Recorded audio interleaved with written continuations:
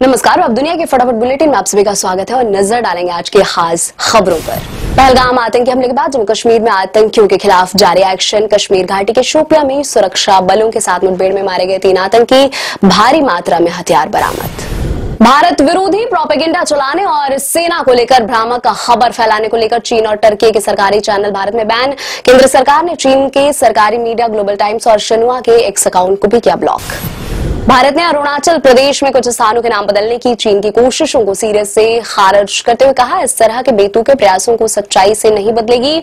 अरुणाचल भारत का अभिन्न अंग था, है और रहेगा। हम इस तरह के प्रयासों को अपने सैद्धांतिक रुख के अनुरूप स्पष्ट रूप से अस्वीकार करते हैं। पाकिस्तान ने बीएसएफ के जवान पूर्णम कुमार को बुधवार को पंजाब में अटारी वाघा सीमा पर भारत के सुपुर्द किया। उन्हें 23 अप्रैल को पाकिस्तान रेंजर्स ने फिरोजपुर जिले में भारत पाकिस्तान अंतर्राष्ट्रीय सीमा के पास से पकड़ा था। न्यायमूर्ति भूषण रामकृष्ण गवई ने बुधवार को हिंदी में देश के 92वें प्रधान न्यायाधीश के तौर पर शपथ ली। जस्टिस गवई को राष्ट्रपति भवन के गणतंत्र मंडप में एक संक्षिप्त समारोह में राष्ट्रपति द्रौपदी मुर्मू ने शपथ दिलाई। वह 23 नवंबर तक पदभार संभालेंगे। कनाडा के प्रधानमंत्री मार्क कार्नी द्वारा घोषित नए मंत्रिमंडल में भारतीय कैनेडियाई अनीता आनंद और मनिंदर सिद्धू को महत्वपूर्ण विभाग दिए हैं। आनंद को नए मंत्रिमंडल में निवेश मंत्री नियुक्त किया गया है, जबकि सिद्धू को अंतर्राष्ट्रीय व्यापार मंत्री बनाया गया है। राजस्थान के सीमावर्ती जिलों में पड़ोसी देश द्वारा जासूसी किए जाने को लेकर बढ़ती चिंताओं के बीच प्रशासन ने सुरक्षा व्यवस्था को चाक चौबंद करने के लिए कदम उठाए हैं। जैसलमेर और श्रीगंगानगर जिलों में पाकिस्तानी सिम कार्ड के इस्तेमाल पर प्रतिबंध। क्या एक साथ आएंगे उद्धव ठाकरे और राज ठाकरे? हाल ही में दोनों भाइयों के एक साथ आने की चर्चा ने जोर पकड़ी थी। शिवसेना नेता संजय राउत ने कहा, हम राज ठाकरे के स्वागत के लिए तैयार हैं। जम्मू एवं कश्मीर के रियासी जिले में स्थित माता वैष्णो देवी के मंदिर के लिए हेलीकॉप्टर सेवा बुधवार को फिर से शुरू हो गई है। भारत और पाकिस्तान के बीच सैन्य गतिरोध के कारण यह सेवा करीब 1 सप्ताह से निलंबित थी। बर्ड फ्लू के बढ़ते खतरे के बीच गोरखपुर और इटावा के बाद उत्तर प्रदेश सरकार ने लखनऊ और कानपुर के चिड़ियाघरों को भी 1 हफ्ते के लिए बंद करने का आदेश जारी किया है। गोरखपुर के शहीद शफाकुल्ला खान चिड़ियाघर में एक बाघिन में बर्ड फ्लू की पुष्टि होने के बाद गोरखपुर और इटावा में भी इस तरह के एहतियाती कदम उठाए थे। रक्षा अनुसंधान एवं विकास संगठन के पूर्व महानिदेशक डॉक्टर वीके सारस्वत ने कहा, ऑपरेशन सिंदूर ने दुनिया को स्पष्ट संदेश दिया है कि भारत को कभी कम नहीं आंका जाना चाहिए और देश अब एक अग्रणी शक्ति है।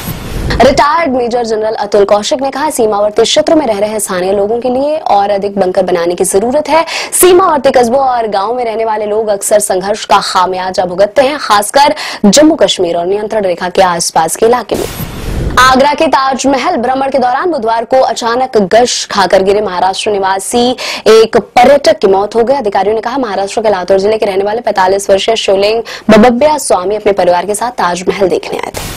मोदी सरकार ने बुधवार को HCL फॉक्सकॉन सेमीकंडक्टर संयुक्त उद्यम को मंजूरी दे दी। यह संयुक्त उद्यम उत्तर प्रदेश के जेवर में 3,706 करोड़ रुपए की अनुमानित निवेश से वेफर्स बनाने का कारखाना लगाएगा। संयंत्र मोबाइल फोन, लैपटॉप, वाहन और अन्य उपकरणों के लिए डिस्प्ले ड्राइवर चिप बनाएगा। बिहार सरकार ने स्पष्ट किया कि जम्मू कश्मीर में ड्यूटी के दौरान मारे गए सिवान निवासी रामबाबू सिंह बीएसएफ में नहीं बल्कि सेना के जवान थे। उनकी मृत्यु को संघर्ष में शहीद नहीं माना जाएगा। इससे पहले मुख्यमंत्री कार्यालय ने सिंह को बीएसएफ का जवान बताया था और उनके परिवार को 50 लाख रुपए की अनुग्रह राशि देने की घोषणा भी की थी। कर्नल सोफिया कुरैशी पर विवादित बयान देने वाले मंत्री विजय शाह पर इस्तीफे की तलवार। जबलपुर हाई कोर्ट ने की मंत्री के खिलाफ एफआईआर दर्ज करने के दिए निर्देश। बयान पर भाजपा संगठन जता चुका है नाराजगी। कांग्रेस महासचिव सचिन पायलट ने भारतीय सेना के अधिकारी कर्नल सोफिया कुरैशी के संदर्भ में मध्य प्रदेश सरकार के मंत्री विजय शाह की अपमानजनक टिप्पणी की निंदा की। पायलट ने कहा, सैन्य अधिकारी के प्रति इस तरह का अनादर पूरी तरह से अस्वीकार्य है। खुदरा मुद्रास्फीति में नरमी के साथ स्थानीय शेयर बाजार में बुधवार को तेजी रही। सेंसेक्स 182 अंक की बढ़त के साथ 81,331 अंक पर हुआ बंद। निफ्टी भी 89 अंक की तेजी के साथ 24,667 अंक पर हुआ बंद। और फिर जावेद का कौन के रेड कारपेट पर वॉक करने का सपना अधूरा रह गया। वीजा रद्द होने की वजह से नहीं कर पाएंगे शिरकत। उर्फी ने पोस्ट शेयर करके जाहिर किया दुख, कहा, मेरा और मेरी टीम का दिल टूट गया है। मिथुन चक्रवर्ती के बेटे नमाशी ने बॉलीवुड इंडस्ट्री पर साधा निशाना। बॉलीवुड को फेक बताते हुए आउटसाइडर्स को मौका न देने के लिए मेकर्स की आलोचना की। नमाशी बोले, बैकग्राउंड, सरनेम और कनेक्शन देखकर मिलता है काम। कई एक्टर्स साथ चुके हैं बॉलीवुड इंडस्ट्री पर निशाना। ये थे आज के फटाफट बुलेटिन। ऐसे ही ताजा अपडेट्स के लिए बने रहे हमारे साथ, यानी कि विजिट करें वेब दुनिया पर।